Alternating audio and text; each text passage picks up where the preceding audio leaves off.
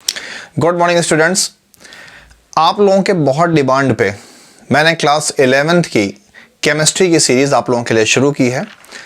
Demand तो ज़्यादा है इंग्लिश मीडियम के सीबीएसई बोर्ड के स्टूडेंट्स की, बट मैंने देखा है कि इंग्लिश मीडियम में content a lot of provide हैं जो कि यूट्यूब पे भी मौजूद है और एनी हाउ मौजूद है, लेकिन जो हिंदी मीडियम कंटेंट है बहुत कम मौजूद है। इसलिए हिंदी मीडियम को ध्यान में देते हुए मैंने अपने हिंदी मीडियम स्टूडेंट्स के लिए क्लास 11th की केमिस्ट्री का lesson number 1 basic concepts of chemistry यानी रसायन की मूल अवधारणाएं, ये लेसन की आज हम लोग स्टडी करेंगे। फिलहाल जो इंग्लिश मीडियम स्टूडेंट्स हैं, मैं फ़िलहाल यहाँ पे बाईलैंग्वेज का इस्तेमाल करूँगा, लेकिन फिर भी उनके लिए मैं सेपरेट वीडियो एक अलग से लॉन्च करूँगा। उसके लिए आप लोग कंफ्यूज मत होइएगा और हताश मत होइएगा, बहुत जल्दी वो वीडियो आप तक पहुँचने वाला है। तो हम समझते हैं कि केमिस्ट्री जो है, जो रसायन विज्ञान है, जो अपने आप में एक बहुत बड़ा नाम है, ये है क्या।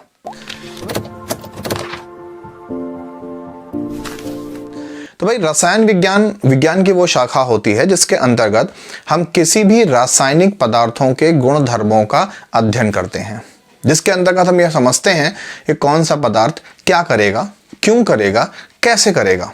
इन सभी चीज़ों का जवाब विज्ञान के जिस भी ब्रांच में है, जिस भी शाखा में है, उसी को हम रसायन विज्ञान कहते हैं। केमिस्ट्री में एक वर्ड छिपा हुआ है, केम मिस्ट्री। केम मीन केमिकल की, मिस्ट्री मीन रहस्य।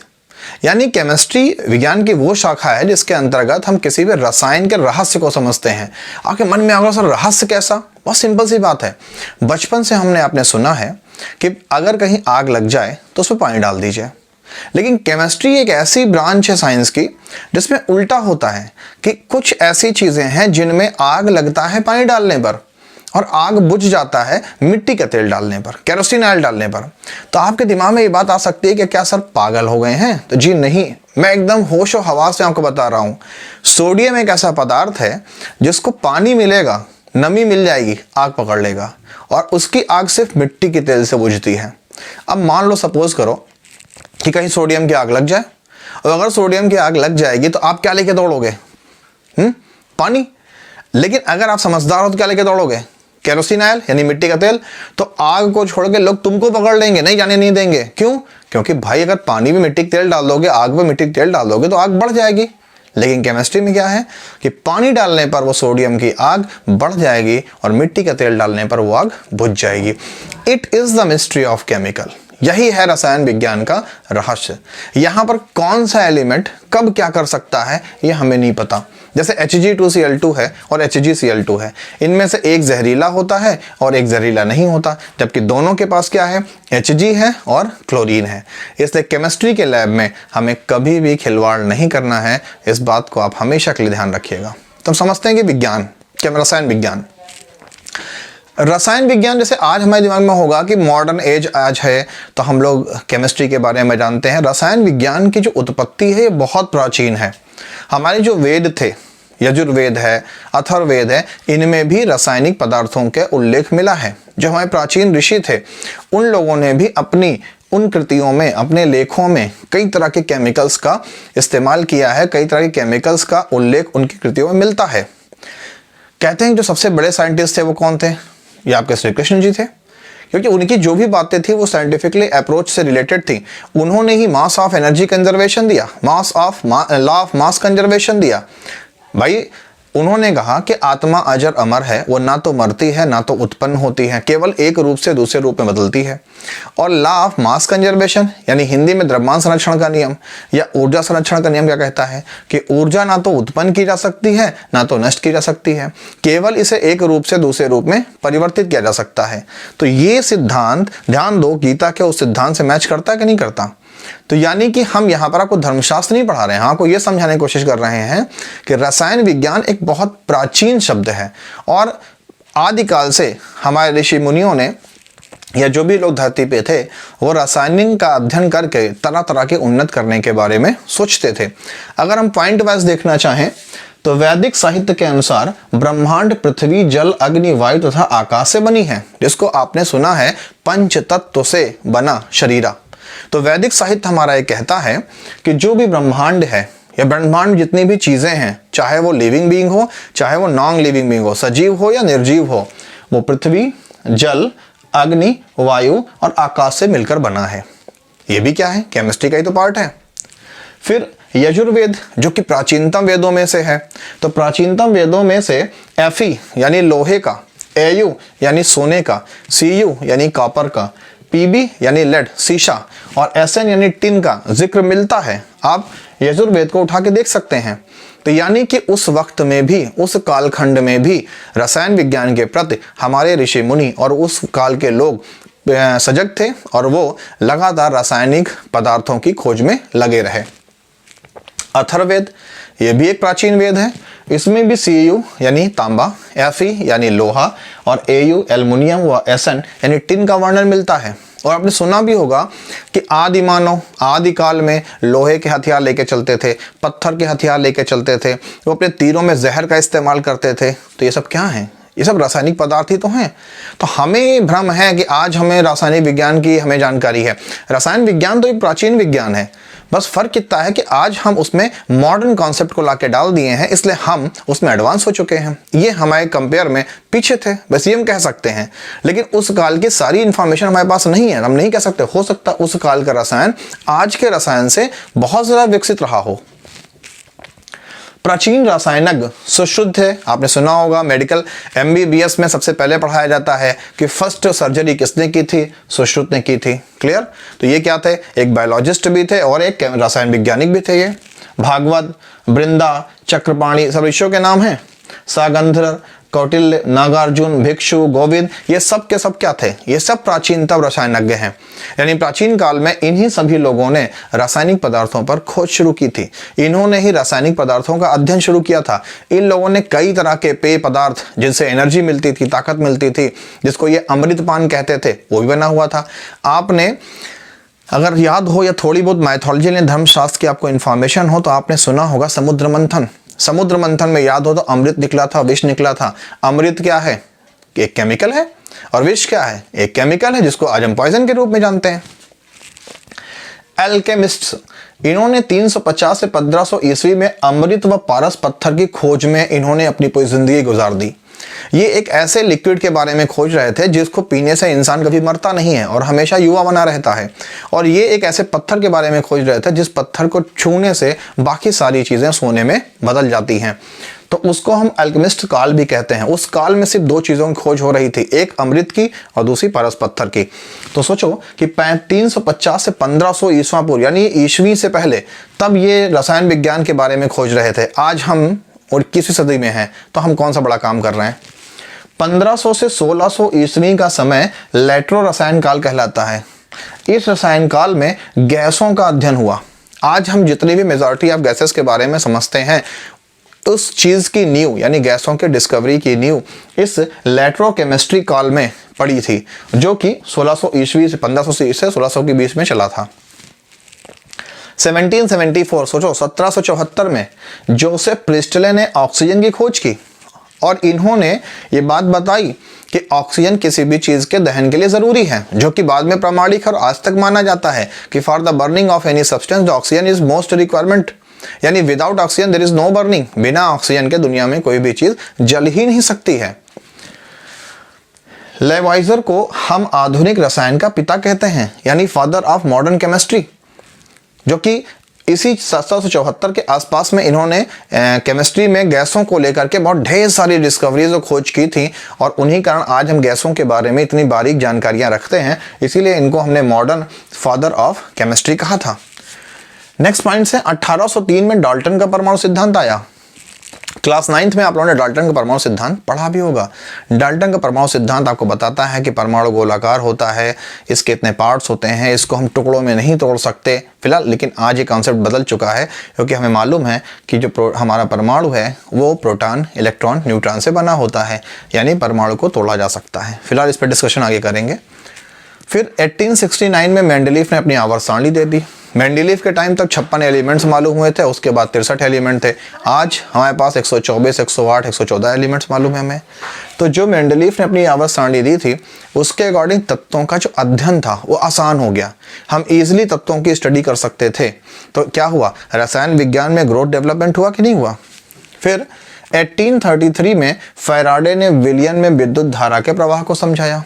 फैराडे साहब वो फर्स्ट साइंटिस्ट थे जो इस बात को एक्सप्लेन कर सके, बता सके कि किसी भी विलयन में अगर अशुद्धि है तो उसके अंदर धारा का प्रवाह होगा, लेकिन जो शुद्ध जल होता है, याद रखिएगा, अगर कोई हमसे पूछे कि जल क्या विद्युत चालक है या विद्युत कुचालक है, तो याद रखिएगा शुद्ध जल जिसमें किसी भी तरह का विलेय लवण ना हो वो विद्युत कुचालक होता है।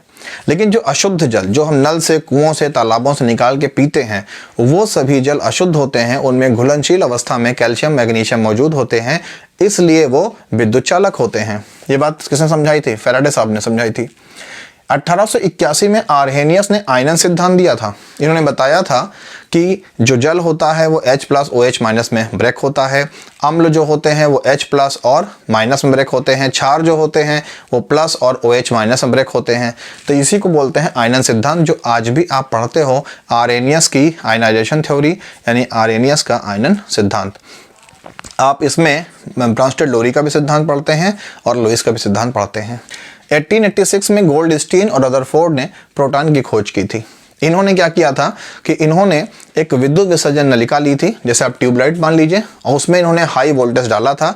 तो देखा था कुछ अदृश्य किरणें हैं जो माइनस से निकलकर प्लस की ओर जाती हैं और प्लस से निकलकर माइनस की ओर जाती हैं। तो जो प्लस से निकलकर माइनस की ओर जा रही थी उसको इन्होंने धन किरणें कहा, उसी को प्रोटॉन नाम दिया गया, और प्रोटॉन को ही कैनाल किरणें कहते हैं। इसको आप याद रखिएगा।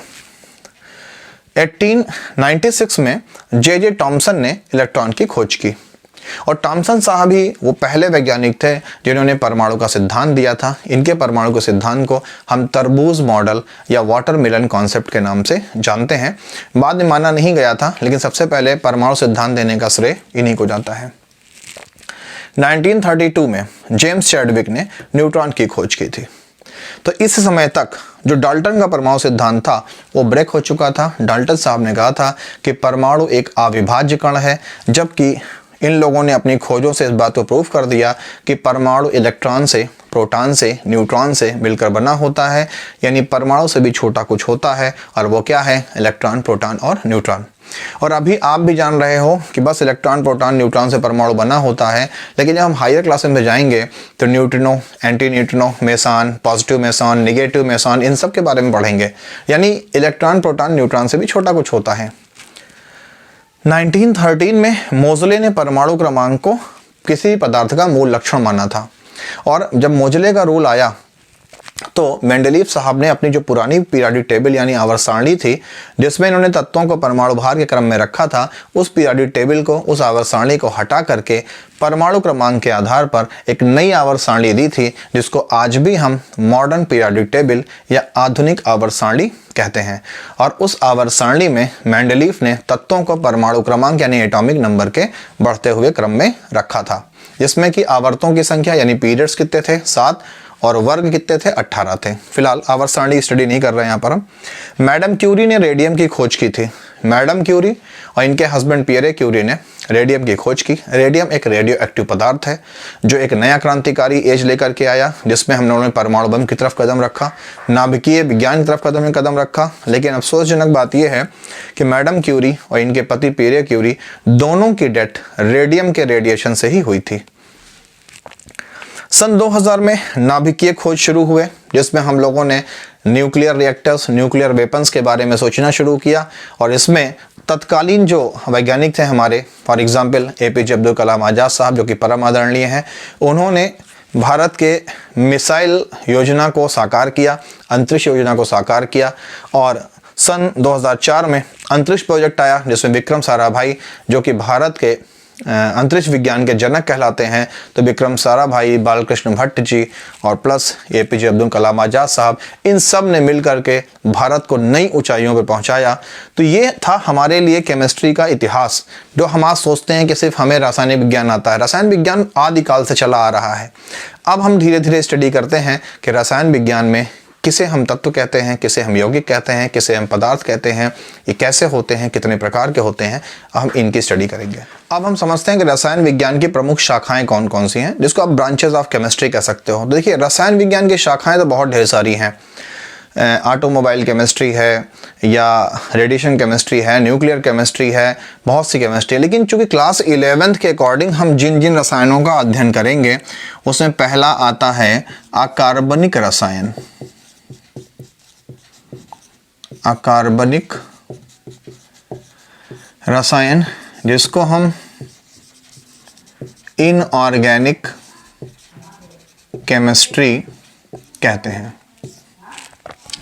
तो अकार्बनिक रसायन वो रसायन होता है जिसमें हम कार्बन से बने हुए एलिमेंट को छोड़ करके बाकी सभी एलिमेंट या बाकी सभी यौगिकों का, बाकी सभी तत्वों की स्टडी करते हैं। नाम में ही इनऑर्गेनिक, पहले ऐसा माना जाता था ऑर्गन का मतलब होता है अंग, और अंग किसके पास होते थे? अंग होते हैं किसी सजीव के पास। तो किसी सजीव के शरीर से जो भी पदार्थ मिलते थे उसको हम ऑर्गेनिक यानी हिंदी में कार्बनिक पदार्थ कहते थे। तो कोई भी ऐसे तत्व जो किसी भी जीवित शरीर के ऑर्गन यानी अंग से ना मिलते हों, पुरानी बात बता रहे मैं, तो उसमें जो हम अध्ययन करते हैं उसको इनऑर्गेनिक केमिस्ट्री कहते हैं। लेकिन अगर एडवांस केमिस्ट्री के हिसाब से हम समझें तो जिसमें हम कार्बन के बने हुए चीज़ों को छोड़ करके बाकी सोडियम है, मैग्नीशियम है, एल्युमिनियम है, सिलिकॉन है, फास्फोरस है, सल्फर है, क्लोरीन है, या ऐसे जो भी एलिमेंट जो हमें चट्टानों से, पहाड़ों से, नदियों से, ज़मीनों से मिलते हैं, उन सभी की हम स्टडी करते हैं, वो ब्रांच कहलाती है इनऑर्गेनिक केमिस्ट्री यानी अकार्बनिक रसायन। दूसरी है कार्बनिक रसायन। कार्बनिक रसायन को हम ऑर्गेनिक केमिस्ट्री बोलते हैं। ऑर्गेनिक केमिस्ट्री, पहले ये माना जाता था कि जितने भी कार्बनिक पदार्थ हैं, कार्बन से बने हुए पदार्थ हैं, वो सिर्फ जीवों से ही प्राप्त किए जा सकते हैं। और इसीलिए बर्जीलियस एक साइंटिस्ट थे, उन्होंने जैव शक्ति सिद्धांत दिया था। उस सिद्धांत के अनुसार ये कहा गया था कि कार्बनिक पदार्थों की उत्पत्ति केवल जीवों द्वारा संभव है, और जीवों में कौन सी शक्ति होती है? जैव शक्ति होती है। इसलिए उस सिद्धांत को जैव शक्ति सिद्धांत यानी बायो वाइटल थ्योरी कहा गया था।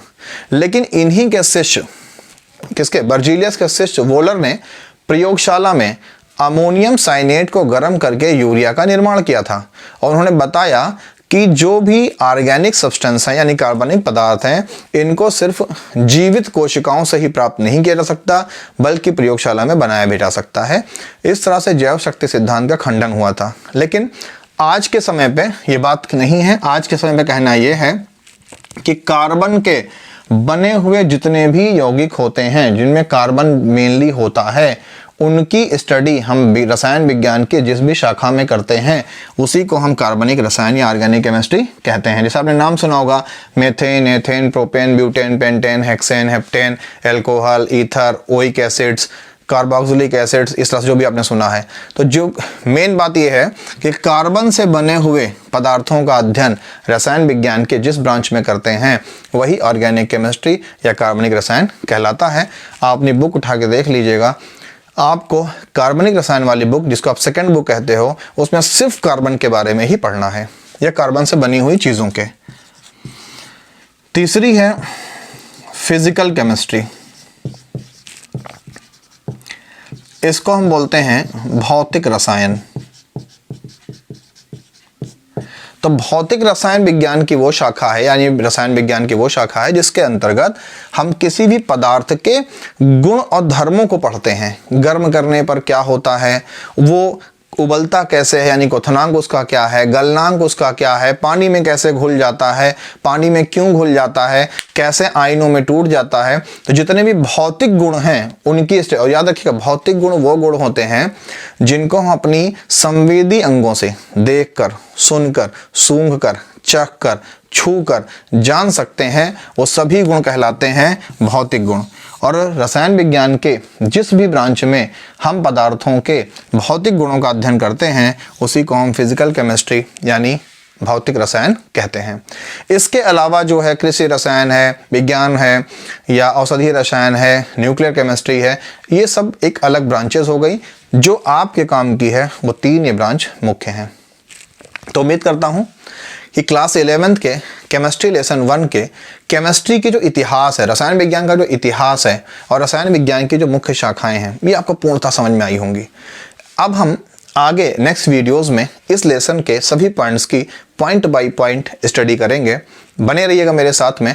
उम्मीद करता हूँ आपको वीडियो पसंद आया है। अगर ऐसा है तो प्लीज़ वीडियो को लाइक, शेयर, चैनल को सब्सक्राइब कीजिए। मेरा साथ आपके साथ बना रहे और आपका साथ मुझे मिलता रहे। इसी तरह से मैं नेक्स्ट वीडियो आपके लिए लेके आता रहूँगा और आपका साथ मैं हमेशा देता रहूँगा। बस मेरा साथ आप लोग देते रहिए। मिलते हैं नेक्स्ट वीडियो में, तब तक देखते रहिए ब्रिलियंट मिशन। Thank you.